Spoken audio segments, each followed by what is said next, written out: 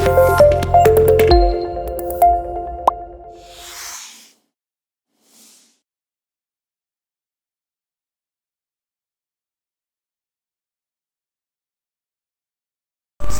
warahmatullahi wabarakatuh. Perkenalkan, nama saya Muhammad Faris Abbasya, mahasiswa dari UPN Veteran Yogyakarta, jurusan Ilmu Komunikasi.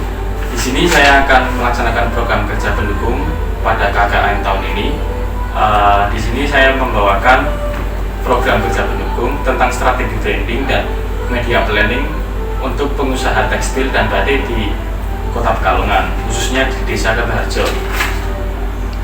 Mungkin dari bapak-bapak atau teman-teman, ibu-ibu, pelaku usaha agak sedikit aneh atau asing dengannya, apa sih strategi branding. Dari pemaparan teman-teman sendiri setelah kita meriset bahwa strategi branding itu merupakan manajemen suatu brand untuk mengatur semua elemen yang mempunyai tujuan berbentuk suatu brand tersebut. Intinya dari manajemen brand itu sudah tertata, baik dari promosi, nanti konten, keuangan, dan lain-lain, itu dinamakan strategi branding. Istilahnya kita berjualan itu sudah di planning seperti itu. Oleh sebab itu ada langkah-langkahnya untuk menjalankan hal seperti itu. Yang pertama, kalau dari kita, dari tim sudah meriset, yang paling penting itu adalah membuat nama brand dari bapak-bapak dan ibu-ibu, teman-teman sekalian. Nama brand pun itu harus mudah diingat, memorable. Seperti misal kalau kita menggunakan nama brand yang mudah diingat, secara tidak langsung para konsumen akan sering mengingatnya. Tapi ketika kita menggunakan nama brand yang susah, tidak dekat dengan kita, mungkin menggunakan bahasa-bahasa luar, mungkin konsumen atau calon konsumen akan mudah lupa. Hal itu bisa kita temukan nama brand. Mungkin ada yang menggunakan nama keluarga, biasanya begitu. Mungkin ada juga yang menggunakan tempat atau peristiwa tertentu ketika mau mendirikan brand tersebut. Itu sah-sah saja. Tapi yang perlu dicatat atau digarisbawahi bahwasanya nama itu harus bukan berarti singkat. Nama itu mudah diingat dan mudah diucapkan. Ketika orang mendengar, masuk, oh brand ini dari siapa, di mana, dan apa brandnya, seperti itu, atau mengaplikasikan dari brand tersebut. Dari poin kedua yang kita riset, dari bidang saya riset, mendesain logo brand. Mengapa sih logo brand itu penting? Kalau kita ke jalan melihat Alfamart, pasti kita sudah membayangkan, oh sampingnya pasti ada Indomaret. Ketika kita melihat warna biru dengan kuning, kita langsung kepikiran, oh itu Indomaret. Ketika dengan biru dengan merah, oh itu Carrefour. Ketika dengan merah dengan putih atau abu itu Transmart. Nah, hal tersebut itu sudah diriset bapak-bapak dan ibu-ibu. Oleh karena itu logo dan semuanya itu sudah diriset agar ketika orang melihat itu, oh ini brand tersebut sudah mewakili dan sudah masuk dalam benak para calon konsumen tersebut. Contohnya ketika melihat logo M kuning dengan background merah, pasti adik-adik yang anak-anak sudah, oh ini McD itu apa? Jualannya ayam, chicken, ada apa di sana, ada paket Happy Meal dan lain-lain. Maka dari itu ketika bapak-bapak ibu sudah melakukan riset, sudah membentuk logo yang memorable dan mudah diingat, sekali lagi mudah diingat, insya Allah brand bapak juga bisa menyaingi brand besar tersebut. Yang poin ketiga yang akan saya sampaikan, menganalisis audiens. Menganalisis audiens itu contohnya, semisal bapak ini jualan celananya celana cewek, terus trennya umur berapa, meriset audiens dari calon konsumennya itu, oh celana kulot seperti ini tuh biasa digunakan umuran 17 sampai 25 tahun. Ketika sudah menemukan, kita cari lagi latar belakang dari pemakai, pelajar, mungkin para pekerja dan lain-lain. Kita lagi cari dari poin-poin yang sampai kita perinci sehingga menemukan, oh bahwasanya celana ini penggunanya siapa, umurnya berapa, keuangannya tingkatnya berapa, sehingga cara kita nanti promosi itu tersampaikan mudah dan kita tidak melenceng seperti itu. Poin yang keempat, membuat campaign atau slogan yang kembali lagi mudah diingat. Slogan contohnya ya slogan itu misal Sprite, kalau kita dengar kalimat nyatanya green, kita kan langsung menurutnya oh itu Sprite. Kalimat-kalimat seperti itu secara tidak langsung mengkampanyekan brand bapak atau ibu atau teman-teman semua itu untuk mudah diingat.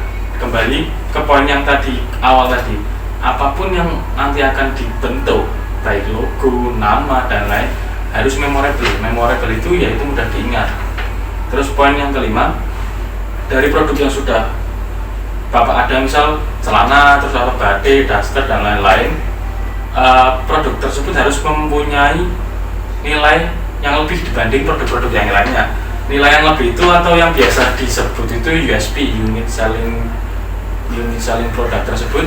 Contohnya misal kalau dari apa nih, jualan celana, ya banyak jualan celana di luar sana, terus tapi ya USP-nya dari produk celananya bapak sendiri itu apa? Misal packagingnya rapi, pengirimannya cepat, atau kita memberikan bonus sertifikat keaslian dari produk kita sendiri, atau jaminan garansi misal 5 hari jika ada kerusakan bisa dikembalikan, seperti itu USP harus bapak cari, dari teman-teman cari. Oh ini yang kita jualan celana, mereka jualan celana tapi mereka nggak jualan ini, dalam artian oh di sini loh apa unitnya selling produknya kita itu di sini. Misal di sini kita punya celana nih jualan dengan harga 80.000 sama mereka jual 80.000, mereka hanya menjual celana dengan plastik, kita kasih ucapan terima kasih, kasih packaging dengan box, kasih dalamnya kita kasih mungkin atau giveaway dan lain-lain, itu kan memberi nilai tambah sendiri bagi produk apa, walaupun kompetitornya sama jualannya produk. Untuk yang poin selanjutnya adalah pengemasan sendiri itu biasanya dianggap asal-asalan ketika bapak atau saudara teman-teman semua menjual dengan produk yang sama, misal celana dengan item yang sama, dengan hanya pengemasan asal-asalan itu juga akan menimbulkan nilainya menjadi turun. Ketika kita mempunyai item dengan 80.000, mereka juga 80.000, mereka tapi dengan pengemasan box dan kita hanya plastik, mereka akan mengira bahwa yang dengan box itu dengan kualitas premium atau kualitas yang bagus. Tapi ketika mereka melihat dengan kemasan plastik, wah ini kualitasnya abal-abal ini mungkin, atau ini KW dan lain-lain, padahal dengan bahan baku, dengan produksi itu sama, kalau dihitung nilainya sama, tapi ada yang membedakan. Karena pengemasan itu ya istilahnya covernya dulu, kita sebelum lihat produk, oh covernya bagus, kita sudah yakin oh ini pasti ori, ini pasti awet, ini pasti bonafit dan lain-lain, seperti itu. Terus poin yang selanjutnya adalah menganalisa media planning. Media planning itu kapan sih kita sudah tahu eranya sekarang itu media sosial, apalagi di era pandemi ini beberapa pasar tradisional harus terpaksa tutup, jualan dari rumah. Akhirnya media sosial menjadi salah satu ya mungkin utama ya untuk berjualan pada saat ini. Nah, berjualan untuk pada saat ini bukan berarti nggak semua orang nggak bisa, semua orang itu bisa, tapi harus kembali lagi dianalisis, dibedah bagaimana cara berjualannya. Menganalisa media planning itu yang pertama, misal contohnya kita menggunakan celana nih, penggunaan celana itu bermainnya Instagram, Facebook atau Twitter atau lain. Kita mau berjualan di mana dulu? Oh, kalau celana kulot biasanya yang pembeli itu anak-anak muda, pakainya Instagram. Secara jelas, oh ya udah kita bikin toko di Instagram. Kita promosikan, kita membuat media planning, kita buat kapan jadwal konten, kapan kita upload.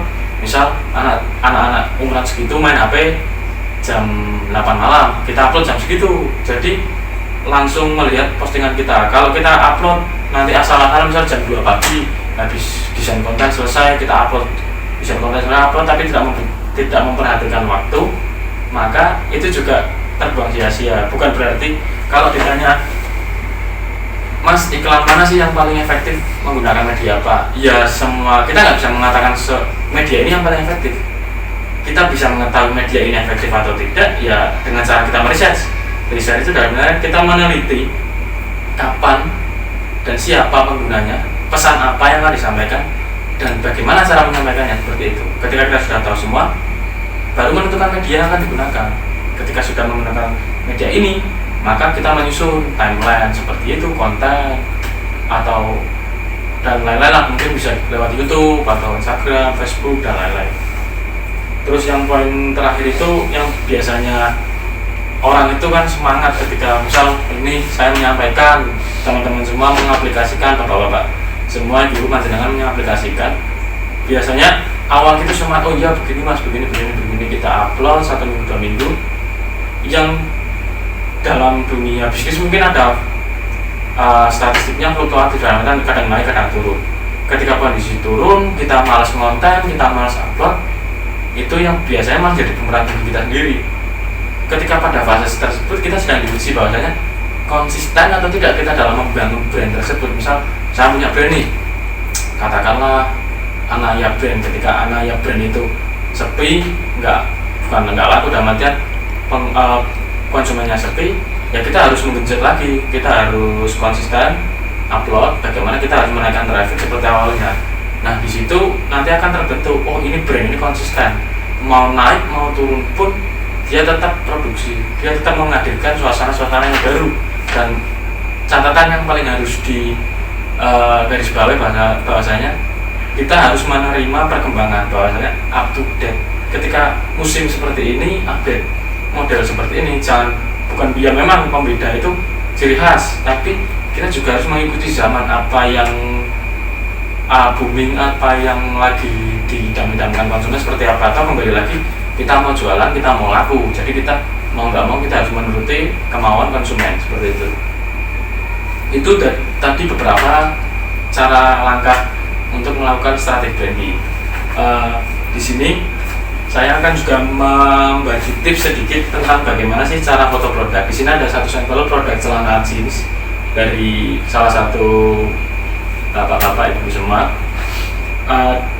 Kalau mau foto produk kan biasanya foto produk sudah jadi, kita foto dengan HP asal-asalan, background keramik dan lain-lain. Itu saya rasa pembeli juga, wah ini benar mau jualan niat atau tidak, seperti itu. Maka langkah yang paling pertama ya, jalan yang paling utama mempunyai produk yang mau dijual. Kedua, menentukan konsep. Contohnya misal ini celana ini mau kita konsep street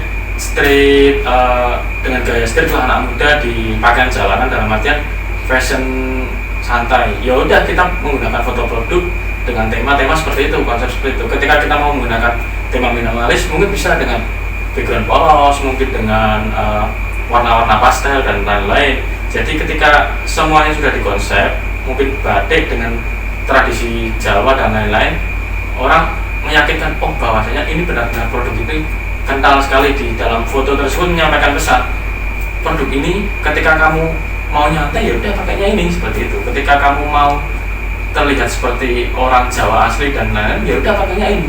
Ketika kamu hanya menyodorkan foto tersebut dari panjenengan semua, di foto di keramik dan lain-lain, mungkin konsumen akan, wah ini benar atau tidak, ini apa mungkin ambil dari internet dan lain-lain, tidak meyakinkan. Sebelum membeli kan ada calon konsumen kan mencari informasi tentang terkait item yang mau dibeli. Setelah mendapatkan, menentukan pilihan. Ketika menentukan pilihan, bahwasanya produk panjenengan itu dibeli atau tidak, ya dari foto itu tersebut. Karena kita nggak mungkin ketemu kan, kita jualannya kan lewat online seperti itu. Yang kedua, background itu juga kembali pada konsep. Ketika background harus tidak boleh lebih menonjol daripada produk. Ketika kita mau jualannya celana ini nih, backgroundnya semakin ramai, banyak bunga-bunga dan lain-lain.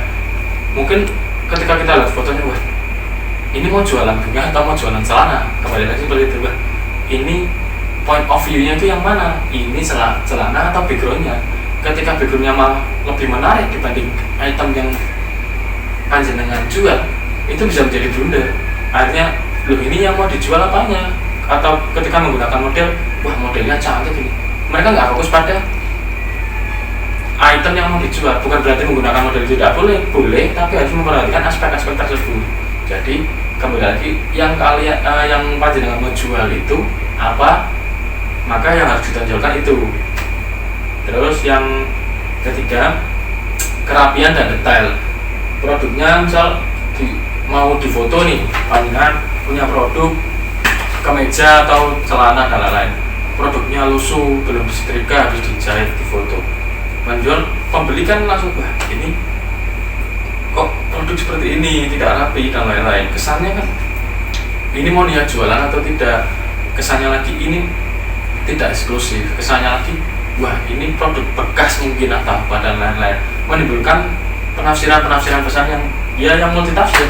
Ketika membuat foto produk dengan rapi, bersih, dipandang enak, elegan, mereka akan yakin, bahkan membeli dengan harga 2 kali lipat pun mungkin bisa jadi, karena wah ini saya sudah yakin fotonya bagus, ininya rapi dan lain-lain seperti itu. Terus poin yang juga penting dalam foto produk adalah percayaan. Ketika Bapak Ibu semua nggak harus di studio seperti ini, di rumah pun bisa. Tapi dalam dunia fotografi, cahaya itu paling penting, bukan dari kamera atau HP lah. Kan ada yang bilang, saya punyanya HP Pak, saya punyanya ini Mas, saya punyanya ini dan lain-lain. Itu HP, kamera itu hanya alat. Tapi nyawa dari foto itu adalah cahaya. Ketika kameramu sebagus apa, tidak ada cahaya, gelap, ya kamu nggak bisa mengabadikan momen. Kalau kamu punya HP tapi pencahayaan yang bagus dengan komposisi warna yang tepat, saya rasa itu masih bisa ditoleransi. Bahwasanya HP dan kamera itu hanya alat. Bagaimana nanti bagus atau tidaknya itu pengaturan cahaya. Pengaturan cahaya kalau di outdoor menggunakan matahari, kalau di dalam ruangan menggunakan lighting lampu biasa juga bisa. Mungkin atau cahaya pantul menggunakan tekniknya menggunakan pantulan matahari, menggunakan nanti styrofoam dipantulkan ke produk tersebut seperti itu. Terus yang terakhir dari sesi foto produk ini, bagaimana nantinya Bapak Ibu nanti mengolah setelah jadi sudah difoto, bisa diupload. Tapi kita kembali di istilahnya finishing. Dalam dunia fotografi itu di finishing, dipoles, diedit dulu.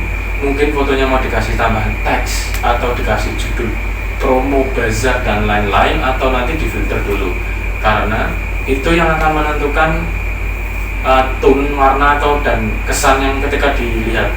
Warnanya terlalu mencolok di mata pedas, wah nggak menarik, langsung di skip produk dari teman-teman semua. Tapi ketika warnanya di mata teduh, terus kita mau beli itu rasanya, oh ini kayaknya pakai aku cocok. Padahal kita kan belum lihat, tapi sudah yakin dengan pesan yang disampaikan dari foto tersebut. Akhirnya saya yakin ini, saya pasti produknya bagus, kualitasnya bagus. Jadi saya harap Bapak Ibu dan teman-teman semua, ketika semua yang sudah saya sampaikan tadi, harapannya bisa diaplikasikan dari fase ke fase. Nantinya saya akan satu persatu terjun ke panjenengan, bagaimana pengaplikasiannya seperti ini. Saya akan mendatangi door to door, karena saya tidak bisa menghadirkan Bapak Ibu teman-teman ke sini karena keterbatasan tempat, dan yang kedua harus mematuhi protokol di tempat. Oleh sebab itu saya menggunakan teknik video yang nantinya akan saya share, dan saya akan door to door ke rumah panjenengan. Apa sih Mas poin-poinnya, nanti saya akan lebih jelaskan lagi bagaimana cara membuat logo, bagaimana cara mengedit dan lain-lain. Mungkin bisa saya langsung praktekkan di rumahnya panjenengan masing-masing. Ini adalah salah satu poin-poin yang penting nanti dari program kerja yang sudah saya susun. Mungkin itu saja yang dapat saya sampaikan, kurang lebihnya mohon maaf. Sekian dari saya. Wassalamualaikum warahmatullahi wabarakatuh. It's Max on the beat.